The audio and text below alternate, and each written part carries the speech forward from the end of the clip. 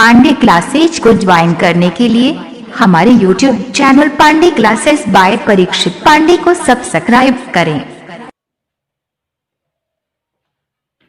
Good morning, all of you. I am Parikshit Pandey. Most welcome in my YouTube channel, Pandey classes by Parikshit Pandey. तो साथियों, आज मैं class 10th की mathematics लेकर के आप सबके लिए उपस्थित हुआ हूँ, जिसमें आपका प्रश्नावली 7.1 चल रहा था। उसमें प्रश्न संख्या 3 और 4 आपके स्क्रीन पर हैं। प्रश्न संख्या 2 मैं छोड़ रखा हूँ, जिसे कि आप स्वतः करेंगे, क्योंकि इसमें दो बिंदु, दो शहरों के बीच की दूरी है। तो दो बिंदुओं के बीच की फार्मूला लगाएंगे, √x2 - x1 का whole square plus y2 - y1 का होल स्क्वायर। यही फार्मूला लगा करके क्वेश्चन नंबर 2 को आप स्वतः हल कर लेंगे। क्वेश्चन नंबर 3 और 4 जो आपकी स्क्रीन पर दे रखा है, हम इसी को आज इसी के हल के बारे में बताएंगे। लेकिन आप लोग वीडियो में एट लास्ट तक बने रहिएगा, वीडियो को अंत तक देखिएगा। कॉपी सभी विद्यार्थीगण मेंटेन कर लें। जिस भाषा, जिस शैली में आप सबको मैथमेटिक्स बताई गई है, वो सभी पूर्णतः आपको आनी चाहिए। जैसे ही आदेश, शासनादेश का जारी होता है, विद्यालय वैसे ही ओपन हो जाएगा। ठीक है, तो चलते हैं हम बिना बात किए हुए आपके प्रश्न संख्या 3 की तरफ। दे रखा है कि निर्धारित कीजिए कि क्या बिंदु 1,5, 2,3 और -2,11 संरेखी है। तो इसमें ये बात, अर्थात संरेखी का क्या तात्पर्य होता है? संरेखी का तात्पर्य होता है कि दो, जैसे एक त्रिभुज है आपके सामने, मान लीजिए एक सामने आपके पास में त्रिभुज है, एक ट्रायंगल मैंने बना दिया। तो इसमें ए बी सी, तो इसमें ए बी का अब प्लस किसका, बी सी का, ए बी बी सी को जोड़ दो तो इसका वैल्यू ए सी के क्या हो जाए, बराबर हो जाए, तब तो संरेखी है। यदि अगर ए लंब और आधार का योग इस वाली योग के, अर्थात एसी के योग के बराबर नहीं होगा, तब यह क्या होगा, संरेखी नहीं होगा। ठीक है, यही कंडीशन हमें यहाँ पे हल करना है। तो चलते हैं, कर रखा है कि क्या बिंदु 1,5, 2,3 तथा -2, संरेखी है। तो आपको पता करना है कि क्या संरेखी है या नहीं। संरेखी की स्थिति मैंने आपको बताया था कि यदि A B plus B C का वैल्यू सी ए के या ए सी के बराबर हो जाएगा, तभी इस कंडीशन में क्या होते हैं, संरेखी। इसी कंडीशन में तभी बच्चों संरेखी होते हैं। अब संरेखी के लिए ध्यान रखना, सबसे पहले ए का निर्देशांक हमें पता है कि ए का निर्देशांक हमें है, ए का निर्देशांक दिया है कितना, 1,5, बी का वैल्यू दिया है, बी के निर्देशांक दे रखा है 2,3 और सी के निर्देशांक दे रखा है -2, -11। अब क्या करेंगे, ए बी के बीच की दूरी, तो दो बिंदुओं के बीच की दूरी का फार्मूला आपका होता है √ax2 - x1 का whole square plus y2 - y1 का होल स्क्वायर। फिर क्या करेंगे, ये बच्चों ये x1 है, ये y1 है, ये x2 है और ये y2 है। तो क्या करेंगे, यहाँ वैल्यू को पुटअप करेंगे। y2 का वैल्यू 2 है, 2 - x1 का वैल्यू 1 है, होल स्क्वायर कर देंगे, प्लस y2 का वैल्यू कितना है, 3 है, माइनस y1 का वैल्यू कितना है, 5 है, इसका भी वर्ग कर देंगे। तो फिर यहाँ पे जब इसको हल करेंगे तो 2 में से 1 घटेगा, 1 का वर्ग, यहाँ 3 में से 5 घटेगा तो -2 बचेगा, -2 का वर्ग। यहाँ पे अब जब आगे की ओर हम हल करते हैं तो -1 का वर्ग 1 होता है, प्लस यहाँ पे हो जाता है आपका -2 का वर्ग कितना होता है, 4 होता है। तो आपको यहाँ मिलता है कि ए बी का वैल्यू कितना आया, √5 ए बी का वैल्यू यहाँ निकल गया। अब हमें निकालना है बी सी की दूरी। किसकी दूरी, बी सी। तो बी सी बराबर √x2 - x1 का whole square plus y2 - y1 का होल स्क्वायर। अब क्या करेंगे, इसको ये करना है BC की, तब ये 1 हो जाएगा x1 y1, ये हो गया x2 y2। क्या करना है इसको इसी में पुटअप करना है। तो BC इक्वल टू रूट, अब x2 का वैल्यू कितना है -2, -2 माइनस x1 का वैल्यू 2 है, उसके बाद में प्लस हो जाएगा y2 का वैल्यू कितना है -11 -11 माइनस y1 का वैल्यू है 3। ठीक है, इसका वर्ग करेंगे, फिर क्या हो जाएगा BC इक्वल टू हो जाएगा अंडर रूट, इसको पूरे को हल करेंगे -4 हो जाएगा, -4 का वर्ग प्लस -11 में 3 जुड़ेगा -14 का वर्ग करेंगे, ये हो जाएगा BC इक्वल टू -4 का वर्ग करेंगे, 4 चौक 16 -14 का वर्ग करेंगे तो 13 हम 169 होता है, 14 में कितना हो जाएगा 196 हो जाएगा। फिर इसको BC निकालना है तो BC बराबर आ जाएगा अंडर रूट, इसको जोड़ेंगे 6 6 12 का 2, 9 1 10 1 11 का 1 बचेगा 112। BC का वैल्यू यहाँ पे आया कितना 112। अब हमें निकालना है AC का वैल्यू, किसका बच्चों AC का।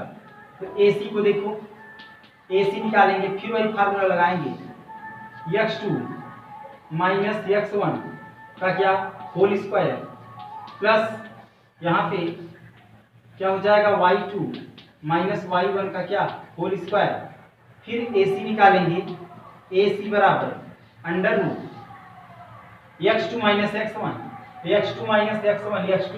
अब देखो AC निकालना है तो a हो गया, अब इसको इरेज कर दो, C पे लेना होगा। ठीक, तो A और C को देखना होगा, A के निर्देशांक 1,5 हैं और C के निर्देशांक -2, -11 हैं। तो क्या करेंगे, इनके बीच की दूरियां आप ज्ञात करेंगे बच्चों। तो x2 का वैल्यू आप देख रहे हैं किसमें -2 दे रखा है, -2 माइनस x1 का वैल्यू 1 है, इन दोनों का होल स्क्वायर प्लस y2 का वैल्यू -11 है, माइनस y1 का वैल्यू 5 है। ठीक है, इसका वर्ग हो जाएगा, ये होगा AC बराबर, अब क्या होगा -2 और -1 को करेंगे हल, -3 होगा, -3 का होल स्क्वायर प्लस 11 5 16 तो -16 हो जाएगा ये का स्क्वायर। फिर क्या करेंगे AC बराबर इसका वर्ग करेंगे, -3 का और 3 3 का 9, 16 का जब वर्ग करेंगे तो 256 होगा, 256 हो जाएगा। तो AC बराबर आ जाएगा अंडर रूट 256 में 9 जोड़ देंगे 265 हो जाएगा। ये किसका AC का वैल्यू आ गया, किसका वैल्यू AC का।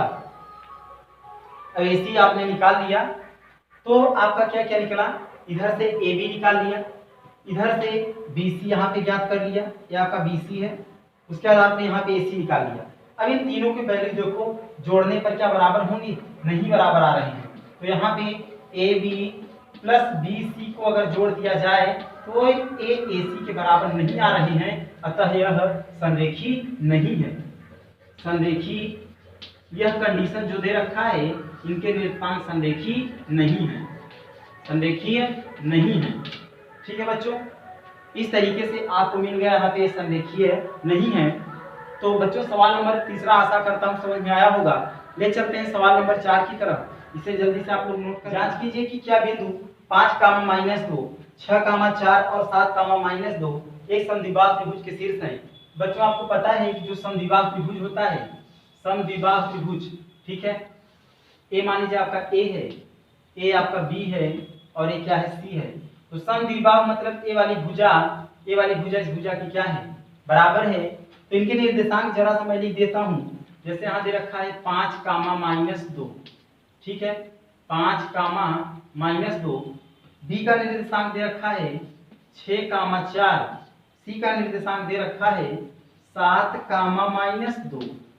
तो अब इसको क्या करेंगे, सबसे पहले AB के बीच की दूरी ज्ञात करेंगे सॉल्यूशन में जब इसको सॉल्व करेंगे।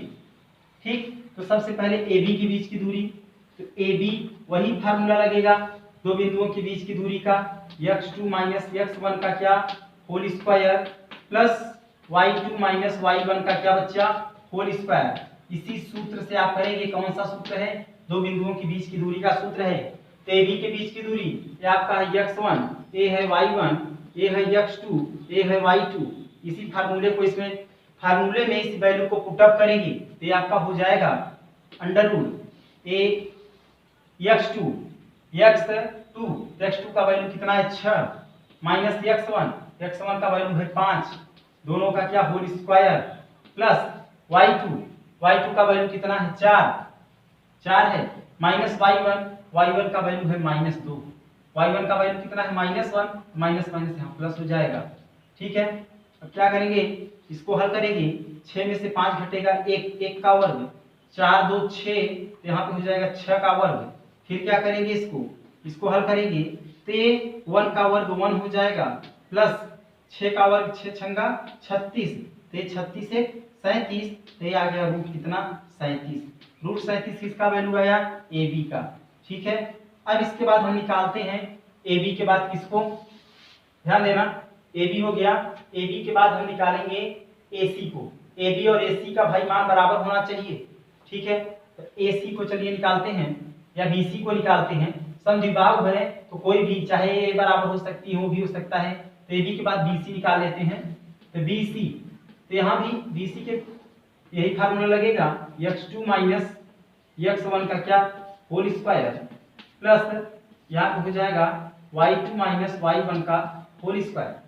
अब BC लिए हैं तो अब आप इसको 1 मानेंगे। अब ये x1 y1 ये हो जाएगा क्या x2 y2।